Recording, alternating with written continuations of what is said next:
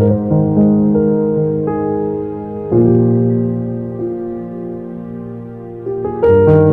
आइए मेरे साथ निकल सकते जॉन चैप्टर 20, यूहन्ना का 20 अध्याय 1 से लेकर 10। John chapter 20 1 to 10 onwards. सप्ताह के पहले दिन मरियम मगदलिनी भोर को अंधेरा रहते ही कब्र पर आई और पत्थर को कब्र से हटा हुआ देखा। तब वो दौड़ी और शिमोन पतरस और उस दूसरे चेला के पास जिसने यीशु प्रेम रखते थे आकर कहा, वो प्रभु को कब्र में से निकाल ले गया है और हम नहीं जानते हैं कि उसे कहाँ रख दिया है। तो पतरस और वो दूसरा चेला निकलकर कब्र की ओर चले। वो दोनों साथ साथ दौड़े रहे थे, परंतु दूसरा चेला पतरस से आगे बढ़कर कब्र पर पहले पहुंचे और झुककर कब्र पड़े देखे, तभी वो भीतर ना गया। तब शिमोन पतरस उनके पीछे पीछे पहुंचे और कब्र के भीतर गए और वो कपड़े पड़े देखे और वो अंगोछा जो उनके सिर से बंधा हुआ था कपड़े के साथ पड़ा हुआ नहीं, परंतु अलग एक जगह लपेटे कर रखा हुआ देखा। तब दूसरे चेला भी जो कब्र पर पहले पहुंचे थे भीतर गए और देखकर विश्वास किया। वो तो अब तक पवित्र शास्त्र की वो बात नहीं समझे थे कि उसे मरे हुए में से भी जी उठना होगा। तब ये चेले अपने घर लौट गए। आमीन। यहाँ पर हमने पढ़ा है ना, यीशु मसीह का कब्र अभी खाली है ना। संसार में अभी जितने भी लोग आए हैं सभी के कब्र में कुछ ना कुछ है ना, बोन तो रहेगा ना जितने सालों से भी, लेकिन यीशु मसीह का कब्र में क्या है, वो बोन भी नहीं है ना। उसका कब्र अभी तक क्या है, खाली, क्योंकि वो पूरा रीति से जी उठा है। कितना अद्भुत बात है ना। मैं आज सुबह या ये पेशेंट रूप में ज्यादा सोच रहा ये सभी चीजों के लिए ना। बहुत सारे लोग आए संसार में ना। हम देखते जब आप हिस्ट्री पढ़ोगे, वर्ल्ड हिस्ट्री, इंडियन हिस्ट्री में आप पढ़ोगे, बहुत अद्भुत काम किया है। जैसे कि इंडियन हिस्ट्री में हम देखते फ्रीडम फाइटर सुभाष चंद्र बोस, महात्मा गांधी, वो लोग सभी अद्भुत काम किया। लोग देश को क्या किया, वो लोग ने स्वतंत्र किया। लोग उसको अभी तक याद करते हैं ना। हम याद करते महात्मा गांधी का जो बलिदान दिया है, जो हम याद करते सुभाष चंद्र बोस, उसी के द्वारा आज इंडिया आप और मैं एक स्वाधीन भारत में जी रहा है ना। उसका हम याद करते हैं, लेकिन उसका वो लोग भी अद्भुत काम किया कि ब्रिटिश लोग को वो भगाने के लिए क्या किया, अद्भुत काम किया। वो अभी उसके जीवन से वो उसने खटा है, जीवन दिया है, बलिदान किया है, ताकि आज आप और मैं एक क्या है, स्वाधीन भारत के रूप में हम बैठ सकते हैं। हमारे पास कोई ऊपर वाला नहीं है कि हमको दासत्व में जीवन जीने के लिए, लेकिन जब पहले था क्या था, दासत्व में थे ना। हम लोग भी एक प्रकार से आत्मिक दासत्व में थे। तो यीशु मसीह आया, हमारे पापों के लिए वो बलिदान हुआ।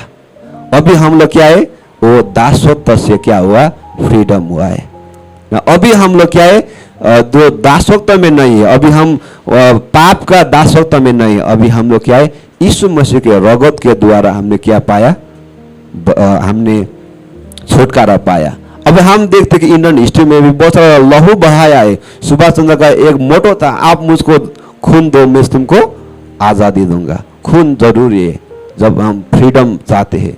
तो यीशु मसीह ने भी अपना लहू बहाया ताकि आप और मैं आत्मिकता में फ्रीडम मिले ना।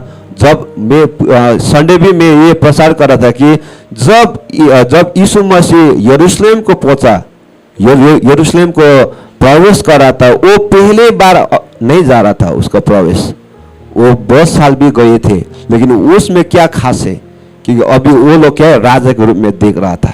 अभी हमारा राजा आएगा, हमारा शारीरिक शोषण से क्या करेगा, मुक्त करेगा। उस समय में क्या था, रोमन शासन राज कर रहा था। वो लोग ये सोच रहा कि रोमन शासन से हमको क्या करेगा, मुक्ति देगा। लेकिन यीशु मसीह वो शासन से मुक्ति देने के लिए नहीं आया था, लेकिन पाप से मुक्ति देने के लिए आए थे। पाप से हमको छुटकारा देने के लिए आए थे। लेकिन अभी उसके बलिदान से आज आप और मैं क्या होता हूँ, वो फ्रीडम में जीवन जीता। हमारा अपना क्या है, लॉ होगा। परमेश्वर ने हमको व्यवस्था दिया है, परमेश्वर ने हमको अनुग्रह दिया है, उसके द्वारा अब हम चलते हैं। पहले हम क्या थे, दासत्व किसका, पाप के, संसार के और शैतान के दासत्व में थे। लेकिन अभी ये तीनों चीज से हम अलग हुआ। अभी हम क्या है, यीशु मसीह के अनुग्रह में है, उसके संतान अब हम बने हैं। तो अब यहाँ पर हम देखते हैं कि गुड फ्राइडे के बाद यीशु मसीह मरा, उसके बाद में जी उठाए 3 दिन के बाद में। आज वही सेलिब्रेट, वही आनंद आप और मैं मनाता हूँ। अभी जो हमने पढ़ा कि उसका अभी चैन जो कब्र क्या है, खाली है ना। वो अभी हमारे जैसा कब्र नहीं था जो मिट्टी में डालकर, वो क्या है, बड़ा सा पत्थर के अंदर रखते थे, ताकि जब वो निकल के भी उसको क्या कुछ वो क्या बोलता है, उसका और इत्र को डाल सकते। तो इसलिए ये समय में मरियम आया था कि वो शिव में जो उसका शरीर है उसमें इत्र डालने के लिए ना। तो इसलिए वो लोग सुबह सुबह आया था, ताकि कोई भी लोग ना मिले और पहले मैं जाकर उसको थोड़ा सा इत्र डाल के आऊंगा। पहले के जमाना में ऐसा कहते थे ना, ताकि वो लोग भी अच्छे से रहे ना, उसका अच्छे से रहे। तो इसलिए मरियम लोग गए थे ताकि यीशु मसीह के शरीर में जो इत्र डालने के लिए। लेकिन वो लोग सोच रहा था कि अभी तो हम जा रहे थे, हम सभी लोग क्या है, लड़की लोग है ना, हम क्या है, स्त्री लोग है। लेकिन हम लोग क्या, वो पत्थर को हिला नहीं पाएगा, वो पत्थर को हम क्या करेगा, हिला नहीं पाएगा। किसने हमको हेल्प करेगा, किसने हमको सहायता करेगा कि वो हटाने के लिए। जब वो जाते हैं और देखते हैं तो वो क्या हुआ, वो हटा हुआ है। अंदर जाते तो कुछ नहीं देखते, तो वो लोग वापस आते। और यहाँ पर देखते कि सिर्फ मरियम और बहुत सारे लोग हम यहाँ पे देखते। उसके बाद वो पतरस के पास जाते और दूसरा चेला और कौन है, यूहन्ना, जो यीशु मसीह प्रेम रखते थे। हम ये बोलते उसको यूहन्ना को पुकारते हैं। तीनों जन को बोला, लेकिन इसमें हम 2 चेला को देखते हैं, जो एक पतरस, एक दूसरा चेला, उसका नाम नहीं दिया है ना। वो लोग क्या किया, आगे बढ़ा। लेकिन पतरस थोड़ा लेट दौड़ा, लेकिन उसका जो पहले वाला अंदर नहीं गया। यहाँ पर हम देखते हैं कि जो पतरस अंदर जाते हैं तो देखते हैं ना, उस कब्र खाली है। वो लोग विश्वास किया। उसके बाद अब क्या है, जो वो लोग जो यीशु मसीह जो बोला था उसने किया है। कभी कभी हमारा जीवन में भी परमेश्वर अभी उसे ये खाली कब्र, यीशु मसीह पहले जब क्रूस में जाने से पहले भी यीशु मसीह बोला था कि मैं क्या करेगा, जीवित होगा 3 दिन के बाद में। जब यीशु मसीह प्रचार कर रहा था उस समय बार बार ये बोला था कि मैं मर जाऊंगा और फिर क्या है, 3 दिन बाद में जी उठूंगा। लेकिन वो लोग को वो विश्वास नहीं हुआ था। जब वो कब्र खाली देखा तब वो लोग के पास क्या हुआ, विश्वास में आ गए। यहाँ बोलता 9 में, और वो और तो अब तक पवित्र शास्त्र की वो बात नहीं समझे थे कि वो मरे हुए में से जिला उठना होगा। तब ये चेले अपने घर लौटे। वो जो बोला वो अच्छा तरीका से नहीं समझे थे और अपने अपने घर ले गए। तो मैं आज सुबह में आपको क्या बताना चाहता हूँ, सिर्फ यीशु मसीह अकेला नहीं हुआ है पुनरुत्थान, उससे भी पहले लाजरस को हुआ। जब आप देखते हैं यूहन्ना 11 में देखते हैं, 17 से लेकर 27 में देखते हैं। और जब यीशु मसीह को मृत्यु हुआ, मत्ती का 27 51 से 53 में देखते हैं, वहां पर भी बहुत सारे लोग क्या हुआ, जीवित हुआ है। लेकिन वो लोग के पुनरुत्थान और यीशु मसीह के पुनरुत्थान में फर्क है ना। हम देखते हैं कि परमेश्वर ने लाजरस को मृत्यु से भी जी उठाए, पहले वाला वो किया है ना, यीशु मसीह ने वो काम किया है। लेकिन वो बाद में क्या हुआ, वो मर गया है। लाजरस फिर क्या हुआ, मर गया। और जो यीशु मसीह जो क्रूस पे मरा हुआ था, तब भी लोग क्या किया था, हम पढ़ेंगे वो वर्ष ना, मत्ती का 27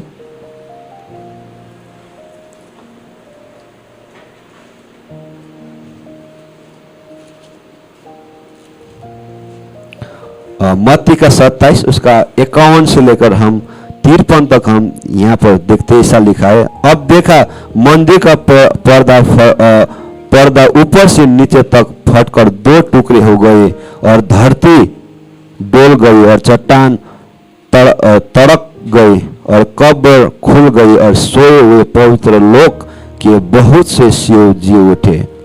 यहाँ पर जो यीशु मसीह का मृत्यु हुआ तब भी लोग क्या हो, जो पवित्र लोग थे वो क्या हुआ, सब लोग जी उठे। और उसका जी उठना और लाजरस का जी उठना और यीशु मसीह के जी उठना में क्या फर्क है ना, हमको ये सोचना जरूरी है।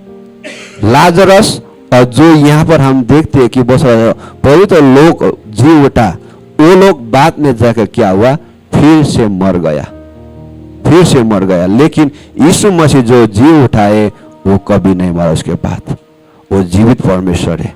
तो इसमें फर्क है। आप लोग कभी किसी ने पूछ सकता होगा तो यीशु मसीह पूर्णता होने से पहले भी हुआ था, तो उसमें क्या फर्क नहीं है। तो ये बात है कि यीशु मसीह उसके बाद नहीं मरा, वो क्या हुआ, स्वर्गारोहण हुआ, वो जीवित हुआ, अभी वो जीवित परमेश्वर है। तो मेरा कहने मतलब ये है कि जब यीशु मसीह जीवित हुआ है ना, तो आज आप और मेरे लिए भी एक आशा के बात है कि हम भी जीवित होंगे, हम भी जीवित होंगे। हमारा शरीर, हम मर जाएंगे लेकिन हम एक दिन ये शरीर में फिर से आएंगे, जैसे यीशु मसीह को क्या हुआ था, जीवित हुआ था। तो यहाँ हम देखते कि यीशु मसीह जीवित होने के कारण है ना, पहले वो क्या, वो खुद को वो बयान किया कि मैं क्या हूँ, परमेश्वर का पुत्र हूँ। जब हम देखते रोमी का 1:4 में बोलता है कि वो परमेश्वर के लायक, मैं पढ़ेगा, हम पढ़ेंगे थोड़े, रोमी का 1:4 में, रोमी का 1:4 में ऐसा लिखा, और पवित्रता की आत्मा के भाव में से मरे हुए में से जी उठे कारण सामर्थ से परमेश्वर का पुत्र ठहराया है ना। वो क्या है, परमेश्वर का पुत्र है, अभी उसने प्रूव किया है वो क्या है, परमेश्वर है, वो भी जी उठ सकता है ना। परमेश्वर नहीं मर सकता है, वो जी उठा है पहले। और नंबर 2, जो उसने बोला है, जो उसने प्रचार किया है, वो सब करके दिखाया है। जो यीशु मसीह ने बोला कि मैं एक दिन मरेंगे, मैं एक दिन क्रूसिफाई होंगे, मैं पापियों के हाथ में मैं जाएगा और फिर मैं 3 दिन बाद में जी उठेगा। मैं मर जाएगा लेकिन मैं 3 दिन बाद में क्या होगा, जी उठा। और जो उसने बोला है उसने क्या किया है, प्रूव किया है कि मैं जो बोला हूं वो मैं करके दिखाया। तो इसलिए हम उसके भरोसा करते हैं कि परमेश्वर जो बोलता है करके देता है ना। पास्टर जी हमेशा बोलता है परमेश्वर झूठा नहीं है कि वो बोलता है और वो नहीं करता, लेकिन वो जो बोलता है वो करता है। जो परमेश्वर ने आप और मेरे जीवन में जो आशीष को रखा है, जो बोला है, वो हमको देता है, क्योंकि परमेश्वर जो बोलता है वो करके दिखाता है ना। तो आज के सुबह में शॉर्ट मैसेज ये मैं आपको शेयर करना चाहता हूँ कि मनुष्य डर रहा है, एक मृत्यु से डर रहा है ना। लोग मरने से बहुत डरते हैं ना, लेकिन क्रिश्चियन लोग ही होगा जो मरने से भी नहीं डरते हैं ना। अगर हम लोग संसार के लोग पूछेंगे आप आज मर जाएगा, बोले सब लोग डर जाएगा ना। मरने के बाद में क्या होगा पता नहीं, लेकिन जो आप और मैं मरने के बाद भी क्या होगा, स्वर्ग में जाएगा। मैं मरने से नहीं डरता हूँ। तो एक वचन पढ़ेंगे, उसके बाद मैं मेरा मैसेज अंत करना चाहता हूँ। तो 1 कोरिन्थी 15 का 54 से लेकर हम आगे बढ़ेंगे। 1 कोरिन्थी 15 अध्याय उसका 54 से लेकर हम पढ़ेंगे। और जब ये नाशवान अविनाशी को पहन लेगा और ये मरण हर आत्मा को पहन लेता, तब वो वचन जो लिखा है पूरा हो गया, जय ने मृत्यु को निगल लिया। हे मृत्यु तेरी जय कहाँ रही, हे मृत्यु तेरा डंक कहाँ रहा। मृत्यु का डंक पाप है और पाप का बल व्यवस्था है, परंतु परमेश्वर का धन्यवाद हो जो हमारे प्रभु यीशु मसीह के द्वारा हमें जयवंत कहता है। इसलिए हे मेरे प्रिय भाइयों, डर और अटल रहो और प्रभु के काम में सदा बढ़ते जाओ, क्योंकि ये जानता है कि तुम्हारे परिश्रम प्रभु में व्यर्थ नहीं है। और यहाँ पर पौलुस बोल रहा है कि कोरिन्थ की मंडली को मृत्यु को हमें ये जब आप पढ़ेगा 15 अध्याय बहुत अद्भुत है। एक ये पुनरुत्थान के रूप में दिया है जो पढ़ते हैं ना। यीशु मसीह का पुनरुत्थान हुआ है और हमारा पुनरुत्थान कैसा होगा और देह का पुनरुत्थान कैसा होगा, ये सब वृत्तांत में दिया है। और लास्ट में बोलता है कि मृत्यु तेरा जय किधर है ना। यीशु मसीह ने मृत्यु को भी क्या किया, विजय पाया है।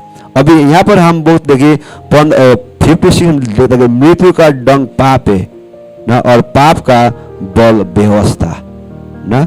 लेकिन अब यहाँ देखो, परंतु परमेश्वर का धन्यवाद हो जो हमारा प्रभु यीशु मसीह के द्वारा हमें जयवंत कहता है। आज आप और मैं यीशु मसीह के द्वारा हम जयवंत हूँ ना। पौल बोलता है कि we are more than conquerors, रोमी का पुस्तक में हम बोलते हैं हम लोग क्या, हम लोग मोर देन कॉन्करर्स, हम लोग जयवंत से भी जयवंत है ना। हम लोग, हमारा ये पोजीशन है, हमारा मृत्यु से हमको डरना नहीं, लेकिन हमको सामना करना है। जब मृत्यु होगा तब तो मैं यीशु मसीह के पास जाऊंगा फेस टू फेस देखने के लिए ना, वो मेरा इच्छा है ना। संसार में जब मैं रहता हूँ तब मैं यीशु मसीह के साथ फेस टू फेस में नहीं दे सकता हूँ क्योंकि पापी स्वभाव है।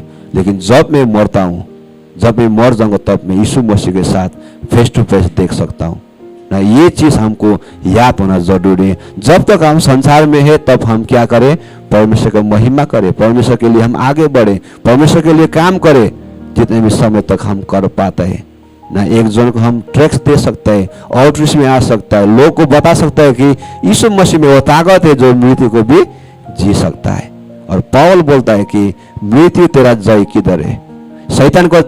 शैतान ने ये सोच रहा था कि यीशु मसीह को मारने के बाद क्या करेगा, सब खत्म हो जाएगा। लेकिन यीशु मसीह ने मृत्यु को भी क्या किया, जी उठा। उसके बाद मृत्यु के बाद भी एक जीवन है जो आप और मैं जीने के लिए तैयार हो रहा है। अभी जैसे हम जिएंगे वैसे हम आगे वाला जिएंगे। तो लास्ट में मैं ये बता के आपको अंत करना चाहता हूँ कि हमारा डर मृत्यु में ना होना, लेकिन हमारा डर, हमारा विश्वास और भय हम प्रभु में रखकर हम आगे बढ़ेंगे। तो यही था आज का संदेश ना। यीशु मसीह जी उठाए, मृत्यु को जी उठाए, आप और मैं भी उसमें विश्वास करेंगे, एक दिन हम लोग भी क्या करेंगे, जी उठेगा। आमीन।